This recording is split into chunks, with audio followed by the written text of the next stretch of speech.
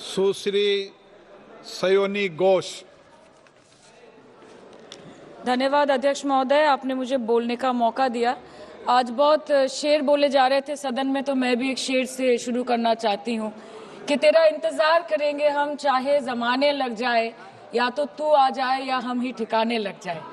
तो सर, ये शेर मुझे अच्छे दिन की याद दिलाता है, वो दिन के जिसका वादा था, इस सरकार के नेकी का जो इरादा था, जो इरादे 2014 में काफी बुलंद थे, पर 2024 के आते आते इनके नीतियों में कुछ थोड़े बहुत घमंड थे, जिस घमंड के चलते पूर्व में नोटबंदी और लॉकडाउन जैसी घटनाएं घटी और जिसके वजह से 700 से ऊपर किसानों की मौत हुई, और जिसके चलते मणिपुर पर प्रेसिडेंट्स रूल तो लागू किया गया, लेकिन बस यही बोलना था कि 22 महीने लग गए और कई लोगों की जानें चली गई।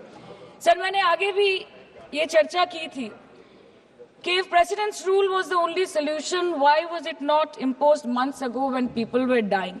जब हजारों की तादाद में लोग बेघर हो रहे थे, चारों तरफ आग जल रही थी, जब महिलाओं को विवस्त्र करके रास्ते पर घसीटा जा रहा था, जब सिर्फ भारत नहीं बल्कि पूरे विश्व मणिपुर की चर्चा और निंदा दोनों कर रही थी, तब आप कहाँ थे?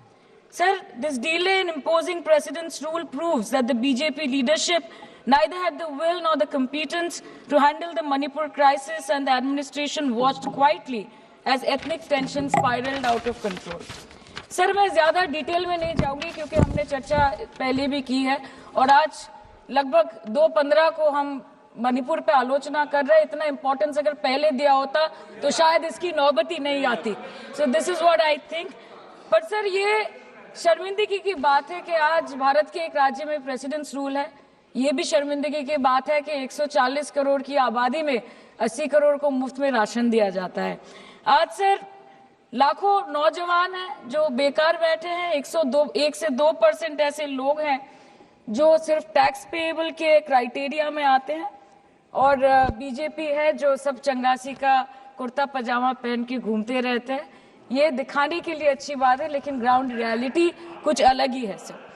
सर 2023 में टॉप 10 वीपीएनआर के रिपोर्ट के अनुसार मणिपुर में 212 दिन से ऊपर इंटरनेट शटडाउन किया गया था, a total of 5,088 hours, marking it the second highest after Jammu and Kashmir.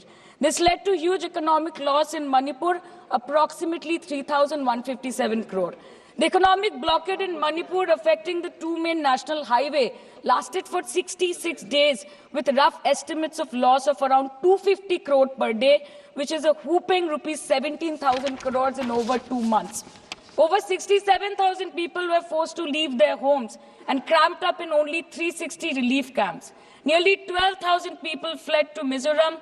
Approximately 7,000 people sought refuge in Nagaland, Assam and Meghalaya. Over 1,700 people taken refuge in Kachhar district as of June 2024.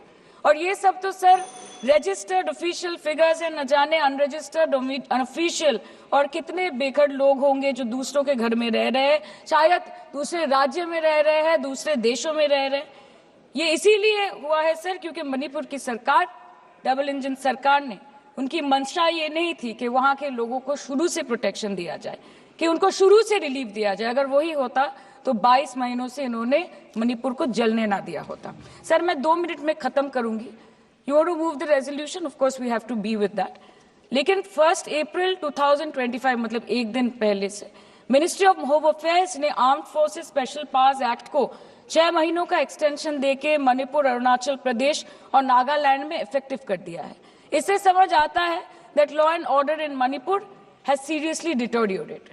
आज भी Birender Singh ji BJP वाले बोल रहे थे कि 1960 से हजारों refugees Manipur में घुस के बैठे हैं, 2001 का सेंसस रिव्यू करना है और डिलिमिटेशन से पहले एनआरसी लाना है। मतलब आपको कुछ सुधारना नहीं है, आपको बस और बिगाड़ना है। जिस तरह असम में एनआरसी के नाम पे इस सरकार ने 1500 करोड़ से ऊपर फूंक दी और करीबन 19 लाख लोगों को अस्तित्व संकट में डाल दिया, अब वही हरकत दोबारा दोहराना चाहते हैं मणिपुर के लोगों के साथ। अध्यक्ष महोदय, मैं अंत में बस इतना कहना चाहती हूँ मणिपुर के भाई और बहनों की तरफ से कि जिंदगी यूं भी गुजारी जा रही है जैसे कोई जंग हारी जा रही है। जिस जगह पहले के जख्मों के निशान हैं, फिर वहीं पर चोट मारी जा रही है, फिर वहीं पर चोट मारी जा रही है। इसलिए आपके माध्यम से इस सरकार से मेरी यही अपेक्षा रहेगी कि मणिपुर के हालात में सुधार लाए, वातावरण में संतुलन लाए, पहले अपने देश के लोगों को मित्र बनाए, फिर जाके विश्व बंधु कहलाए जाए। That the Home Minister and the Prime Minister should work overtime and step outside their comfort zone to address the needs of the people and Okay, restore normalcy Srimati- at the earliest in Manipur. Thank you, sir. Okay. Thank you.